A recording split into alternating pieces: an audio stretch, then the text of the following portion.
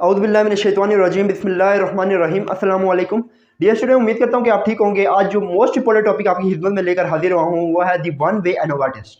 कौन सा? दी one way ANOVA test. ठीक है, वीडियो को शुरू से एंड तक जरूर देखिएगा ताकि आपको मुकम्मल समझ आ सके।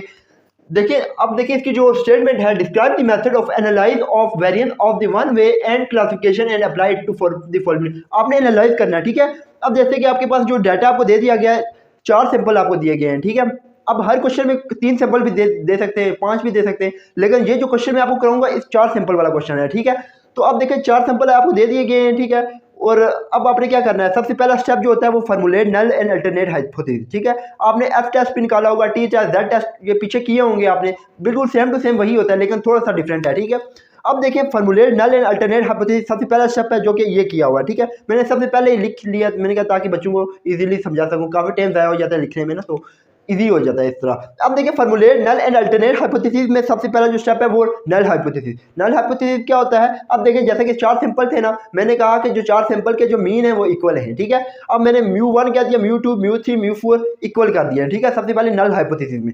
उसके बाद मैंने ये किया अल्टरनेट हाइपोथेसिस। अल्टरनेट हाइपोथेसिस क्या होता है? नल हाइपोथेसिस का जो उल्ट है वो अल्टरनेट होता है। ठीक है, अब देखिए अल्टरनेट जो है उसको मैंने कहा कि अगर जो है नल हाइपोथेसिस में मैंने इक्वल कर दिए मेन का, तो उल्ट में क्या होगा? All mean are not equal. ठीक है, अल्टरनेट, तो मैंने लिखा all mean are not equal. अब देखिए नेक्स्ट स्टेप क्या, हमारा लेवल ऑफ सिग्निफिकेंस। ठीक है, आपको ये तो पता होगा कि अगर क्वेश्चन में लेवल ऑफ सिग्निफिकेंस दे दिया जाए तो फिर तो अच्छी बात है, अगर ना दिया जाए तो वो आपने ध्यान में रखना है। क्या है? 0.05। 0.05 वो अल्फा की वैल्यू होगी। ठीक है, ये आपको याद करनी पड़ेगी खुद से। अब ये देखिए level of significance alpha equal to 0.05। फिर उससे बाद जो स्टेप है वो करेक्शन फैक्टर। ठीक है, करेक्शन फैक्टर। देखिए करेक्शन फैक्टर, अब करेक्शन फैक्टर का आपको फार्मूला आना चाहिए।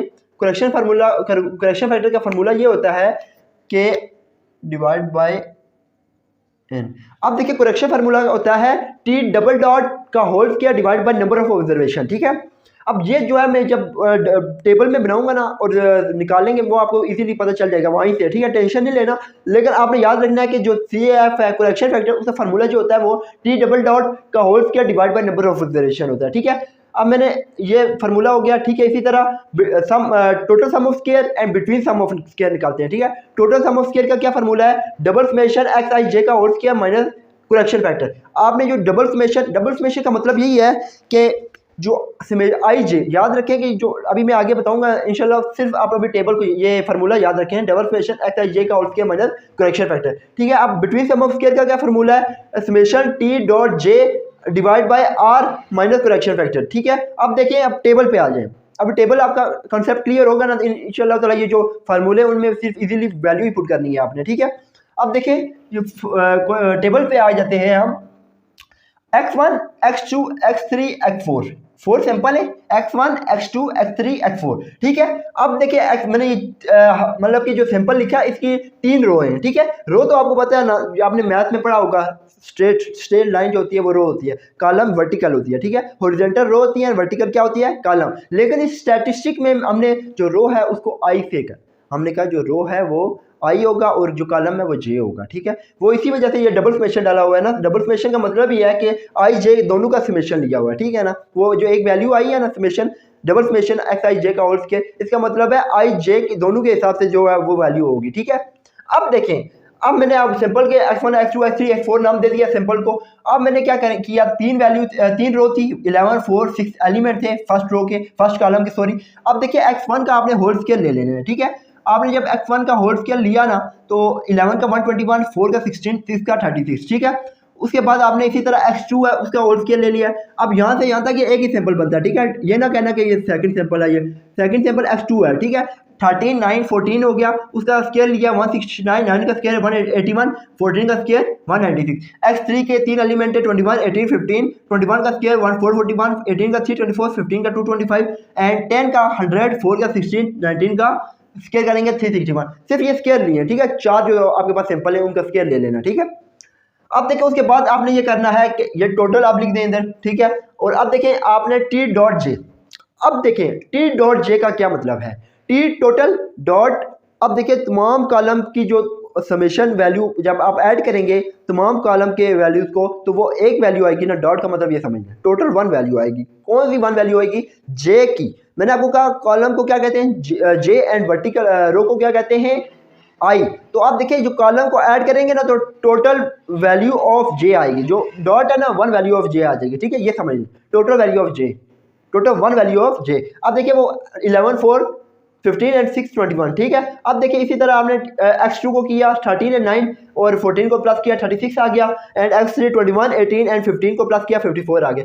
बच्चों बिल्कुल भी आपने टेंशन नहीं लेना, मैं कहता हूँ कि आप समझते जाएं और अब स्टेप जो मैं आपको बता रहा हूँ वो आप अपने ज़हन में बिठाएं और प्रैक्टिस करें, ठीक है ना। ये अपने से मैं नहीं कह रहा, मैं आपको समझाने की कोशिश कर रहा हूँ ये किस तरह है, ये किस तरह है। आगे आप प्रैक्टिस पे डिपेंड करता है कि आप जितनी प्रैक्टिस करेंगे आपको इजीली आ जाएगा, ठीक है।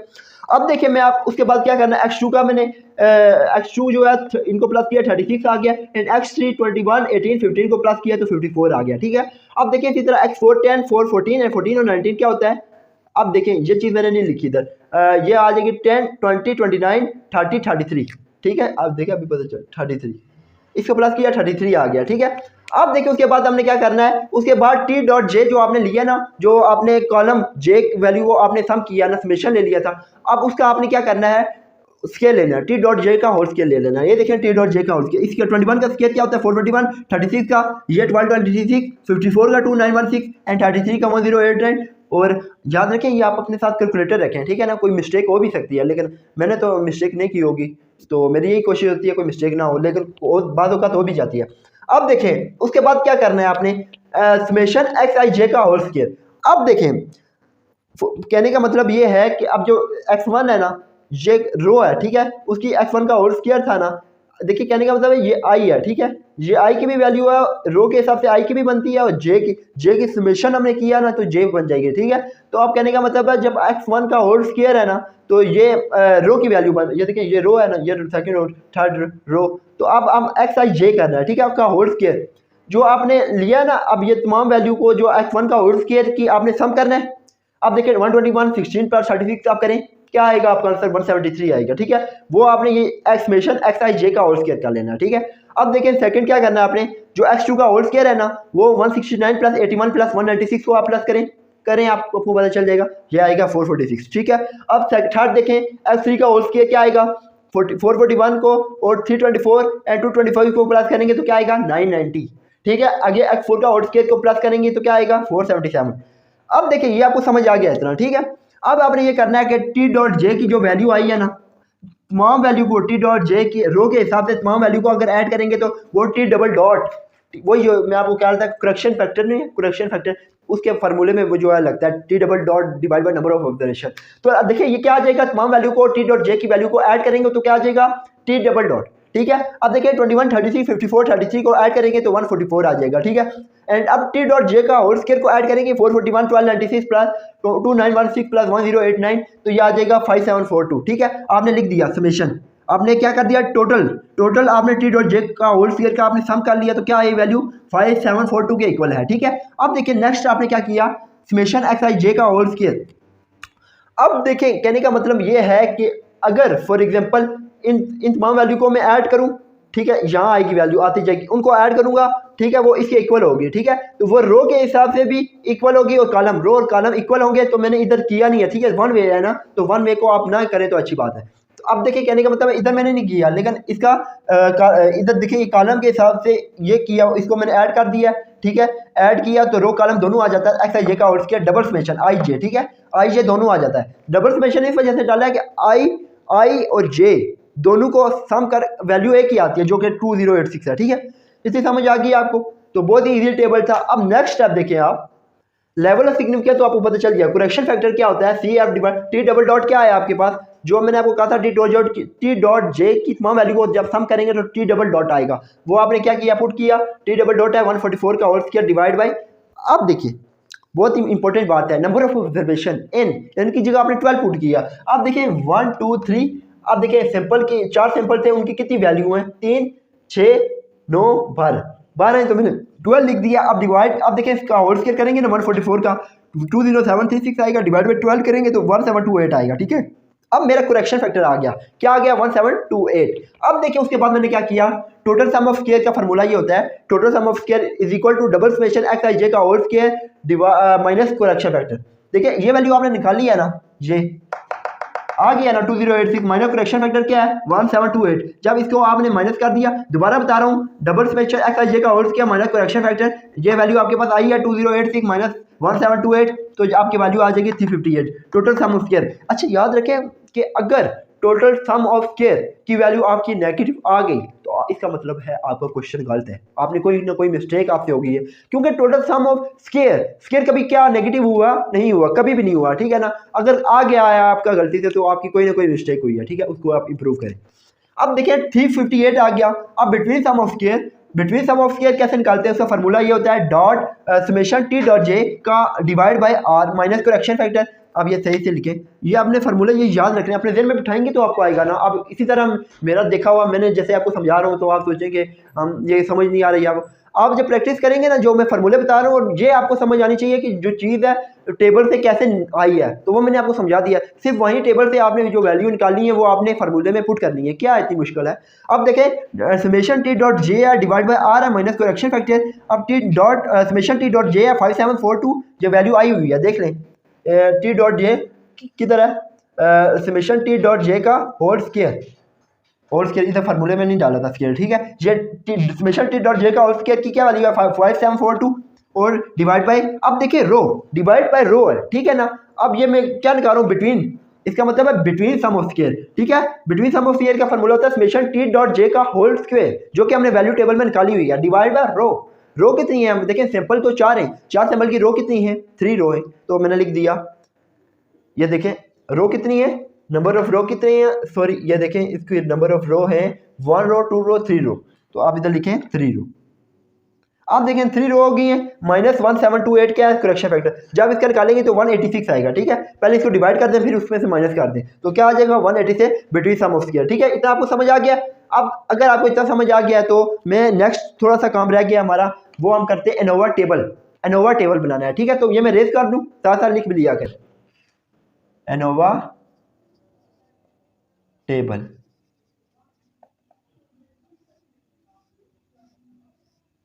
अब देखिए सोर्स ऑफ वेरिएशन, अब SOC लिख सकते हैं, ठीक है, सोर्स ऑफ वेरिएशन को। डिग्री ऑफ फ्रीडम,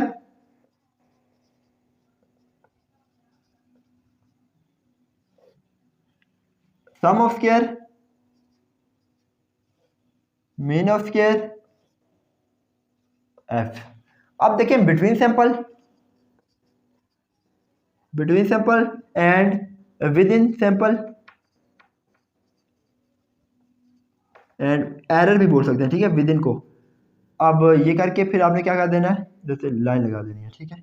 अब देखिए कहने का मतलब है, अब आप करें डिग्री ऑफ फ्रीडम क्या होता है n-1, तो अब देखिए n क्या होगा बिटवीन सैंपल कितने हैं आपके पास, 4 सैंपल हैं, 4 में से 1 निकालेंगे n-1, तो अब सॉरी यार n-1 है ना, n क्या 4 - 1 क्या आ जाएगा 3, तो आप इधर लिख दें बिटवीन सैंपल 3 आ जाएगा।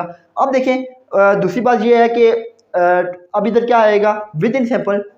अब देखिए सैंपल के अंदर जो नंबर ऑफ ऑब्जर्वेशन है, सैंपल में कितने एलिमेंट हैं 12 हैं, 12 में से आपने कितने निकालने हैं 12 - 3 करने हैं, 12 में से 3 करते हैं क्या आता है 9।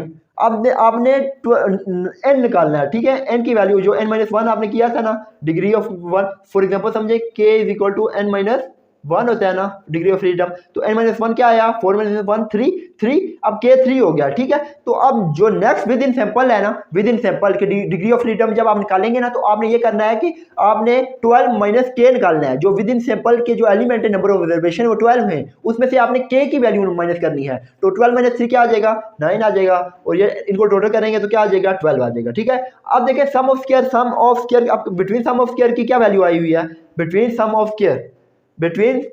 स्क्वायर ये आपके वैल्यू निकाली हुई है 186, ठीक है 186 ये निकाली हुई है, ठीक है। परेशानी होना विद इन सैंपल की, विद इन सैंपल या क्या वैल्यू आई हुई है, अब देखें विद इन की आई हुई है। अब विद इन की हम निकालेंगे, सॉरी वो कैसे निकालेंगे, अब देखें आपने इधर लिखना है within sample is equal to total sum of square minus between sum of total क्या है, टोटल सम ऑफ स्क्वायर क्या है 358 माइनस 186 तो 172। कैलकुलेटर ये पड़ा हुआ है, सॉरी मैं उधर ढूंढ रहा हूँ। अब देखिए 172 आ गई है, ठीक है, विद इन सिंपल की। अब आप इधर लिख दें 172। अब उसके बाद आपने क्या करना है, ठीक है, मीन स्क्वायर आपने क्या निकालना है, किस तरह 186 को डिवाइड कर देना है इस पे 3 पे, ठीक है, 186 डिवाइड बाई 3 इस तरह निकलता है मीन स्क्वायर, ठीक है। अब देखिए 186 डिवाइड बाई 3 ये आ जाएगा 62। अब देखिए नेक्स्ट करें 172 डिवाइड बाई 172 डिवाइड बाई 9 ये आ जाएगा 19.11 19.111, ठीक है। अब देखिए एफ आपने कैसे निकालना है, ये बड़ी इंपॉर्टेंट चीज़ है। एफ आपने ये निकालना है, जब आप इसको कर देंगे ना, अब एफ का फार्मूला भी आप सुन लें, इधर मैं लिख देता हूँ, F is equal to M S B and M S E, mean square between and mean square error, ठीक है, मीन स्क्वायर बिटवीन। अब देखिए mean square between and mean square error, mean square between क्या आया 62 and mean square error क्या आया 19.11। अब देखिए करें 62 डिवाइड बाय 19.111 ये आ जाएगा 3.244 3.244। समझ आ गया, 62 डिवाइड बाय 19.111 करेंगे तो एफ की वैल्यू आ जाएगी, ठीक है। अब देखिए ये आपको समझ आ गया होगा, उम्मीद करता हूँ। अब इससे नेक्स्ट जो क्वेश्चन हम नेक्स्ट करने लगे, थोड़ा सा रेज करना है, ये रेज कर दूँ ना ये बेशक। अब देखिए अब आपने ये करना है, आप हमने लिखना है critical region, critical region last point आपका critical region, F calculated F tabulated.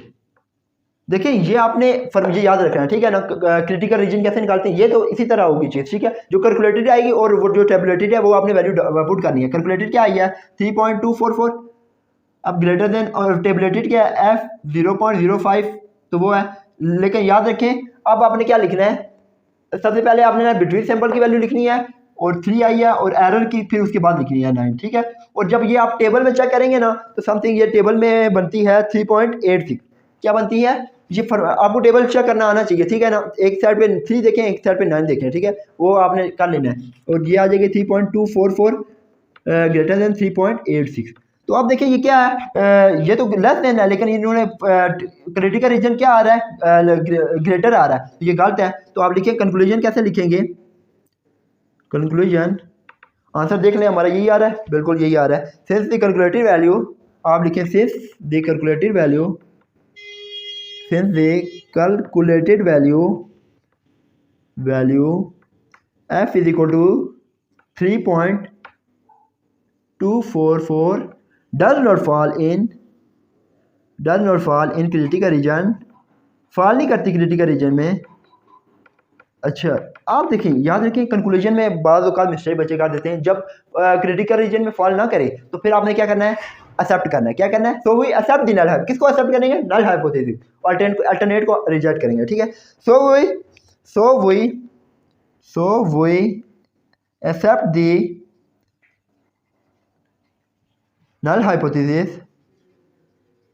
null hypothesis H naught, this mean are, so this mean are also equal, this mean are equal। उम्मीद करता हूँ बच्चों ये आपको स्टूडेंट्स आपको ये वीडियो पसंद आई होगी। अगर ये वीडियो आपको पसंद आई तो इसको सब्सक्राइब लाइक शेयर जरूर करें। मिलते हैं नेक्स्ट वीडियो में, जब तक के लिए खुदा हाफिज़।